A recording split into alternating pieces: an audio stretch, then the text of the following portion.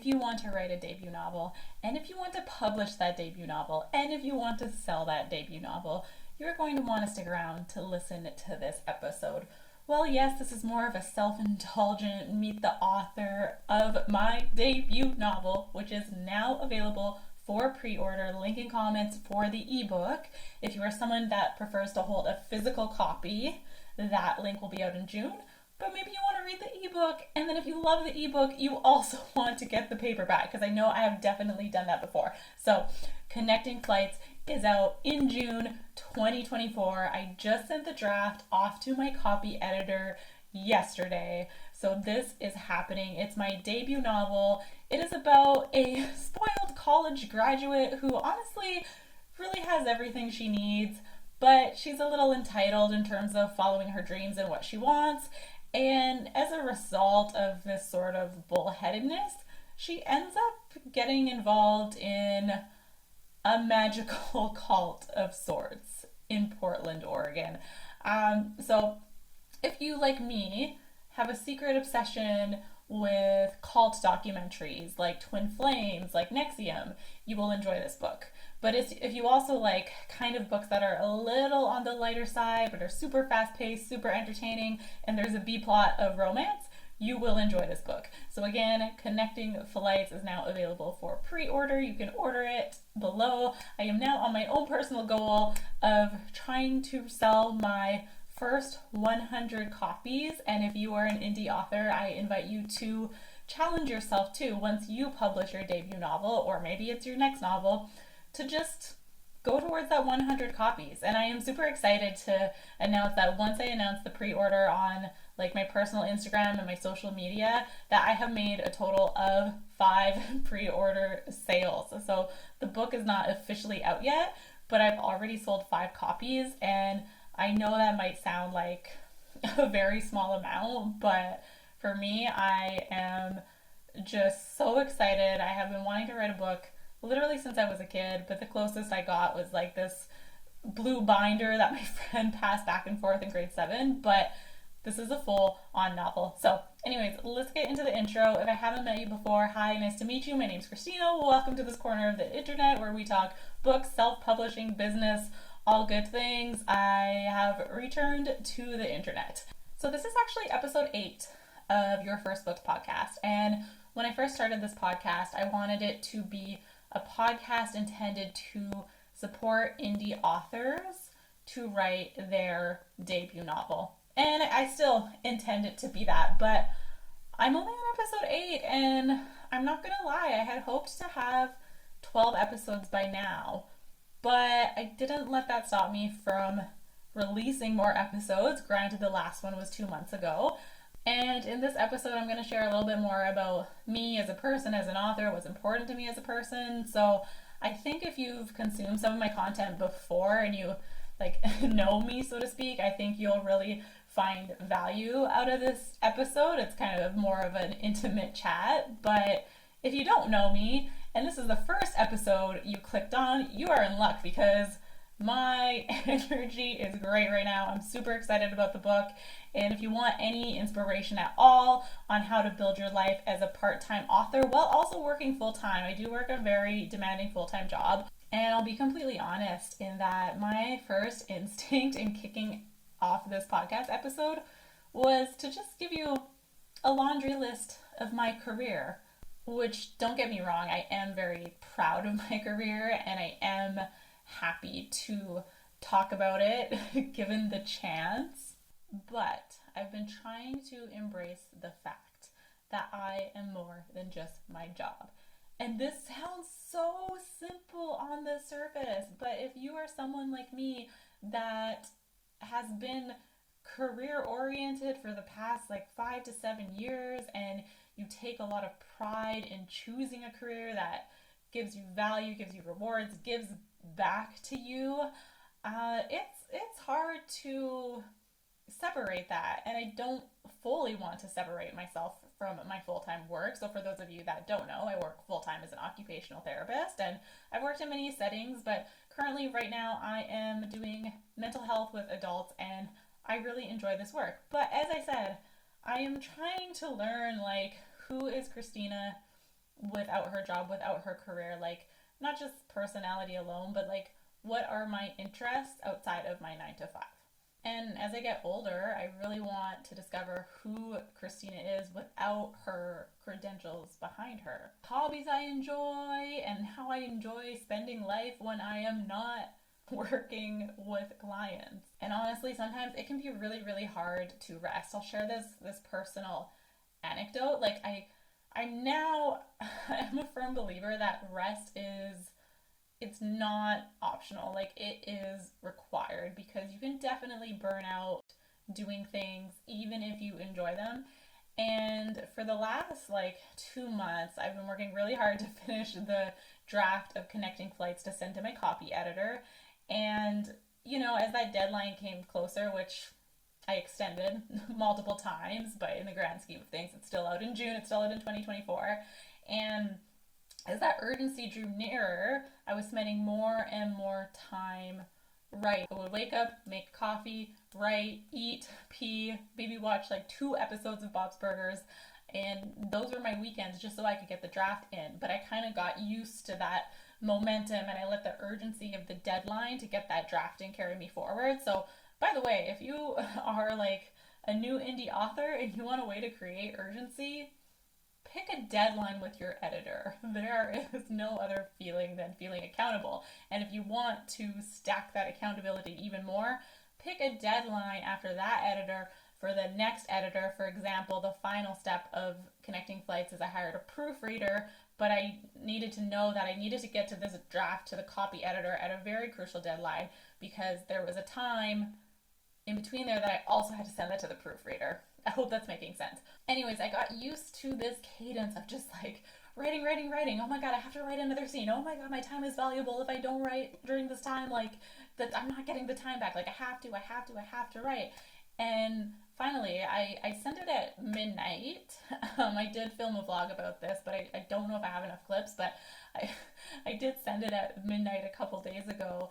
And then the next day, I felt so like strange, like what do I do now during my free time? And I kind of equated to the time I decided to run a half marathon, checked that off my bucket list. I don't think I'll be doing that again, but my only goal when I ran that half marathon was to keep running the entire time. But it didn't matter how slow I was going. I just didn't want to walk. Like even if my like run was slower than my speed walk would be, I wanted to run the entire time. But then when I went across the finish line, I stopped. I was extremely tired. Of course, I stopped and was like, oh my God, I did that thing. They give you a banana, they give you like a metal blanket. But as soon as the momentum stopped, I felt nauseous because my body was just like, why aren't you moving anymore? And now, I'm not saying that after I sent this draft, I felt nauseous, like quite the opposite. I felt excited and elated, like those dopamine hits are still there. But my brain did go, what are you doing now? Why have you stopped? Like you've basically just been breathing, writing. So like, what are you gonna do now? And then I tried to rest, a post-draft finishing recovery routine, because I really do think I had a writing hangover. And so I tried to rest. I tried to take a nap.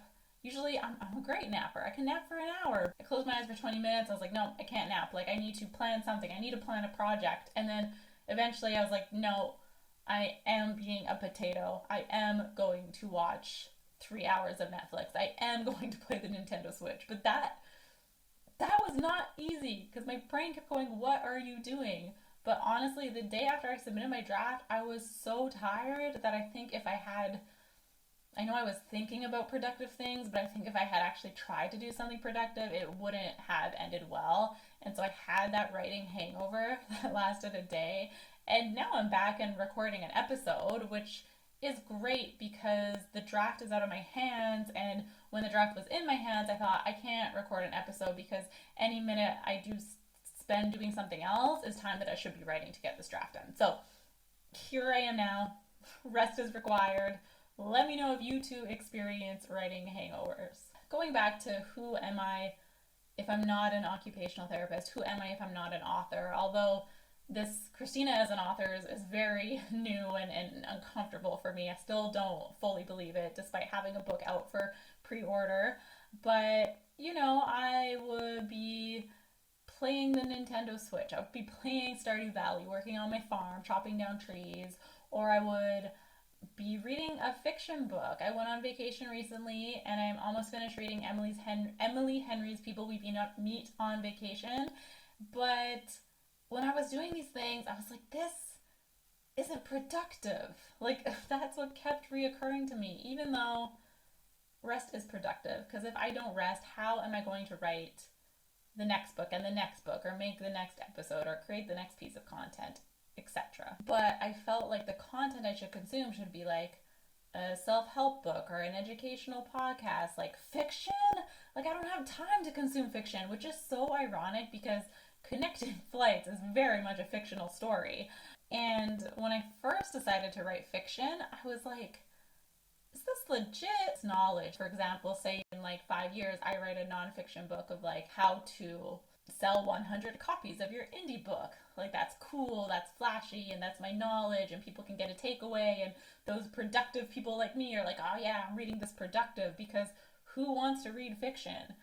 But I know how ridiculous that sounds, and I know how so many of us in our spare time, we are not meant to be productive machines. How many times have you gone to a comedy show? Have you watched a play? Have you watched a movie? Have you consumed these fictional forms of media? I follow a lot of business people on YouTube, business experts, online business blogs, things like that. And it seems to be the case that most business owners want to write or have already written a nonfiction book to kind of like supplement their business. And it makes sense, because if you write a book based on the topic that you're presenting yourself as an expert, that just gives you like extra bonus points to be an expert, right?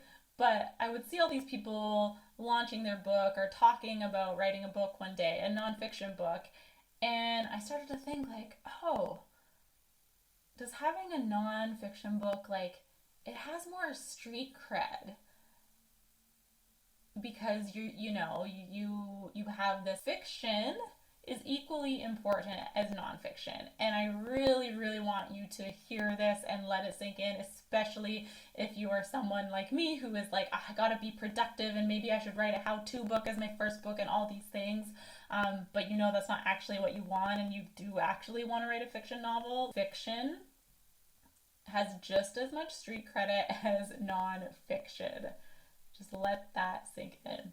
So, okay, I'm looking at my computer and I'm looking at my Meet Author Kristina notes, and I know I said at the beginning of this episode, who am I? I'm going to share a bit about me, except my career, and then I only talked about my career and productivity. That's just proof of how hard it can be to like take these facets of our identity and just, who am I? What are my interests? And it feels weird to be like, oh, my interests are my work and writing and being productive, even if that's true. But I want to get more used to talking to people about what book, non-self-help, did I enjoy lately? What show am I watching on Netflix? Like, let's just start with that. Like, what play did I go to the other day? For example, the other day I went to a high school production of School of Rock. I love that movie, and honestly, that was a full-on productive. That show was incredible, and I'm supporting the arts. It's great. So, let's just get into meeting author Kristina, or meeting Kristina as a person. Again, if you're new here, you can at least get a little sense of my personality, even if I haven't shared my hobbies yet. But let's see what I wrote. What I like to do in my downtime, I've realized, is a mix of lazy hobbies and active hobbies.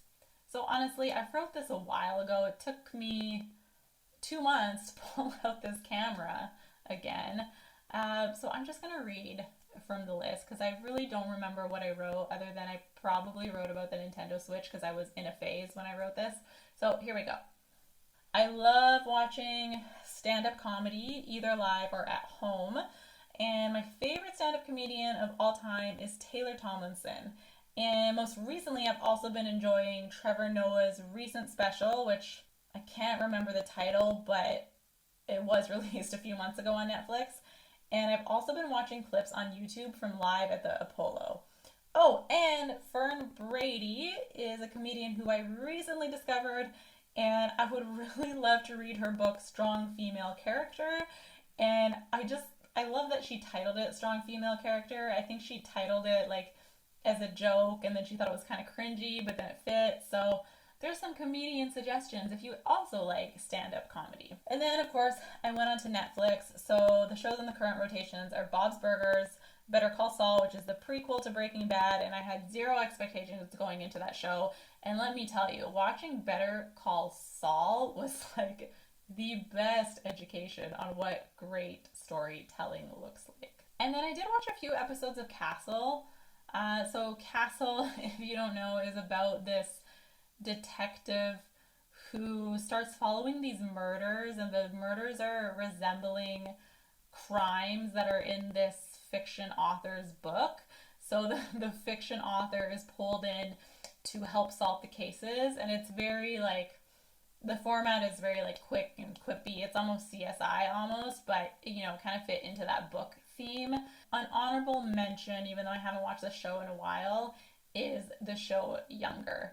It is so good. It's set in the publishing industry in New York. Hilary Duff is in it. The premise is that this 40-year-old woman cannot get a job because the industry is ageist, even though 40 is not old at all. But because she can't go back to work, she ends up faking her age and saying that she's 25, 30. I can't remember what age she is faking, and it's just, their dating troubles and all this, but also the fun publishing stuff. I believe it is on Hulu, so definitely give that one a watch. And then continuing on with my lazy hobbies, we have the Nintendo Switch, which I most recently picked up, started playing maybe 6 months ago before I had one, but I would rarely play it unless I was playing Jackbox games with friends or maybe Super Mario Party. I discovered the world of cozy gaming, and cozy Nintendo Switch games is a massive niche on YouTube.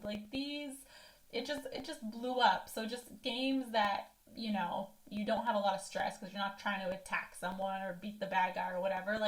Just games that make you feel cozy. And I was like, that sounds right up my alley. So Stardew Valley is a game where you just you get an inheritance and you tend to your farm and you build crops and you talk to people at the townsfolk and you go fishing and you forage for berries and you chop down trees and you follow these quests, and honestly that's it. If you know, you know. And then other game I played was called A Short Hike.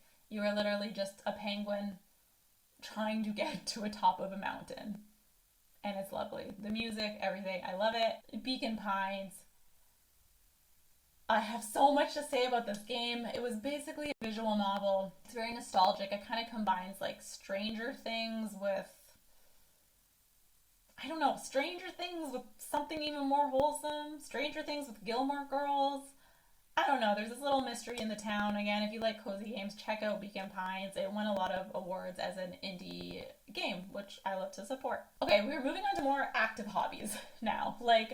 I am a lazy person, but I am an ambitiously lazy person. A lot of the things that I do are to feed my ability to be lazier in the future. But anyways, I enjoy going to parks. I enjoy spending out time outside. I enjoy waterfalls. I enjoy hiking. Pretty self-explanatory. And I've recently discovered a new love of lifting weights at the gym.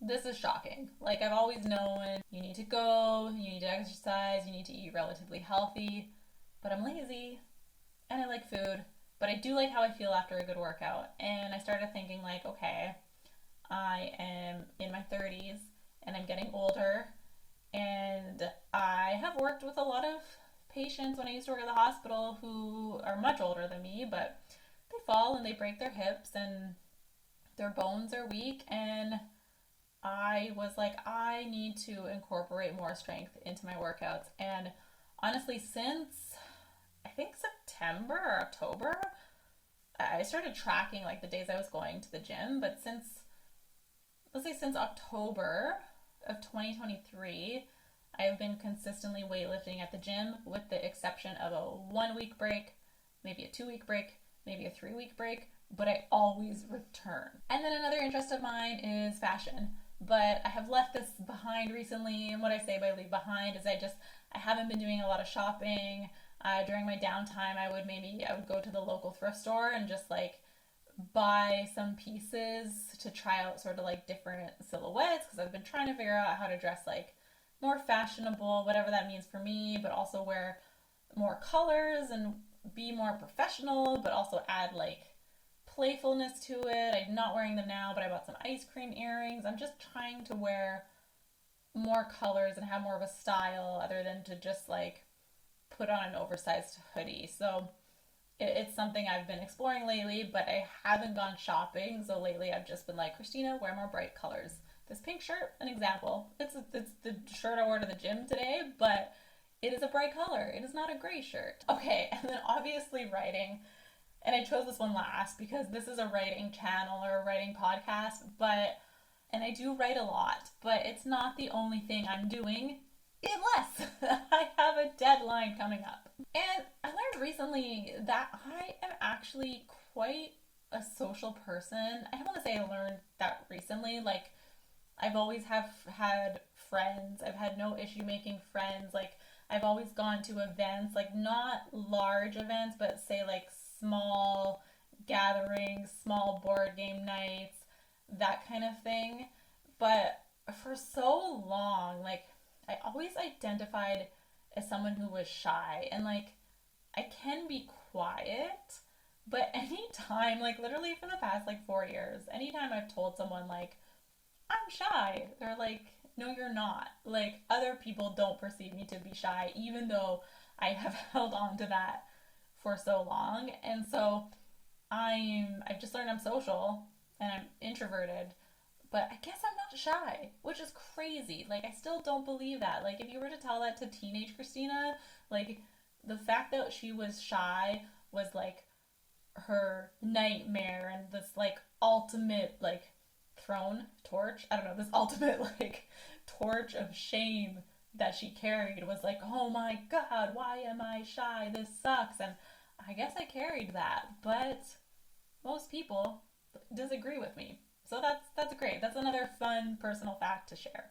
In the last episode, I believe I talked about how I almost like quit my author career, and it's early on. I don't know what I'm doing. I'm just sharing my lessons with you as they come up. So I talked about like the thought spirals that came up. But today, let's kick this off by sharing a little bit more of my values and the way I think. And again, I'm just going to read from the list because I don't fully remember what I wrote here. The first thing that I strongly believe is that I really want other people to realize that their path, their career path, their life path, whatever it is not set in stone, and that you can choose to change your path, to course correct at any time. Like, if you are in a career you don't like, you can pivot. If you're in a relationship you don't like, you can get out of it. It's not like the way things are right now. If you're not happy with the way things are right now, you actually probably have more power than you think to change it. You can't change things overnight, but you say, for example, if it's your career, if you're like, I don't like this, but I want to go into a different field, you can literally just start Googling today how to get into this XYZ field as a beginner, right? And going back to writing, because I created this podcast to inspire debut authors and honestly meet other debut authors to write their first book, I just want to put it out there that anyone can write a book, anyone can publish a book, and anyone can sell a book. The hardest part is finishing the book. I still believe this. But I say this as someone who I don't have, like, I've enjoyed writing. I have a passion for writing. I maybe took like the odd creative writing class like in high school or college, but I never really went all in, and I don't have formal training on being an author. I don't have an English degree. I have a psych degree, and I work with a lot of people from like all facets of life. So I guess from a character writing perspective, maybe that's an advantage. I don't know. But if you know you want to write a book and you have the desire to, one, learn the craft of writing, there are so many resources out there. If you know you want to be someone that actually sells copies of your book, There are so many resources out there. And if you know you want to self-publish, again, there are so many resources out there. It is incredible. So if you want to write a fiction book, this is your permission slip. You can do it. It's possible. The first thing is to finish the book, because your first draft is not your final draft. But the closer you get to your first draft, the closer you get to your second draft and your third draft and your fourth draft and your fifth draft, the closer you get to publishing that book and selling that book and becoming a published author. Okay, next on the list, I wrote down, you are more than just your job. You have a brain that is meant to enjoy life. And honestly, I think my ramble in the beginning of me explaining how I wanted to figure out who Kristina is without her career, I think that honestly sums it up. Even if your job is important to you, you use your vacation time, go on trips, spend time with your friends, spend time with your loved ones, do what makes your heart happy. And then this next one is actually a quote from Rumi that is, well, I don't know what the full quote is, but it's basically saying to be a ladder, a lifeboat, or a lamp for others. But I didn't know this quote was from Rumi. I actually first came across it. I was scrolling Instagram and I saw a post from someone that I used to go to high school with who mentioned she works with students. So it was her goal to be a lamp, a light post, or a ladder. I really, really like that. How can I apply that to my friends and my clients? And I just, to be a light, let's extrapolate this, okay? To be a light for someone, to me, means that you are a source of inspiration to someone else. They are drawn to you. Even if you yourself are who, me? What? Why would someone be inspired by me? There is someone that is, I wish I could be like her. I wish I could do what she's doing. You are just attracting people by doing your thing. And then to be a lifeboat, this one I thought of more so with my mental health clients is okay, if someone, whether it's a client, a friend, or a family member, if someone comes to me and they're in crisis, how can I help them? How can I be that lifeboat to prevent them from maybe they're not having a great time, say this, right here. If you're watching YouTube, I'm making I'm just moving my hand, I'm talking with my hands, but say they are normally they're above water, things are good, right? But then they get to the water, they have whatever, something happens, their mood is low, and they're closer and closer to sinking, to drowning, because life gets hard. How can I be that lifeboat for them to just say, hey, I'm here to help you. I'm not here for us to go achieve our goals and do all this crazy stuff right now, but I'm here to prevent you from slipping further down. And that is what being a lifeboat means to me. The next one is being a ladder. I had to think about this one for a second, because the lamp is a source of inspiration. The lifeboat is to help people in crisis to stop drowning, if we go with that metaphor. And then being a ladder, I think it's being that level of support. For example, if I think of it in the context of this channel or this podcast, if you landed on this video and you were yeah, I want to be a debut author, but I don't know how to do it, so I'm going to watch this video from Kristina, or I'm going to watch this tutorial from another author tuber, or I'm going to watch this vlog. Well, I think the vlogs, because they're people doing their author life and author tube, I think those are more of a light. But I think that let's say the writing tutorials, Abby Emmons? Oh my gosh, Abby Emmons. She's pretty big in the writing niche. I have consumed so many of her writing tutorials when I was first learning the craft of writing. I would consider her channel a ladder to support me to the steps of becoming an author. And then the fourth thing I wrote down is just carving out quality time with loved ones. Use your vacation time. You can't get the time back. Plan the trips. See the people. Spend time with them.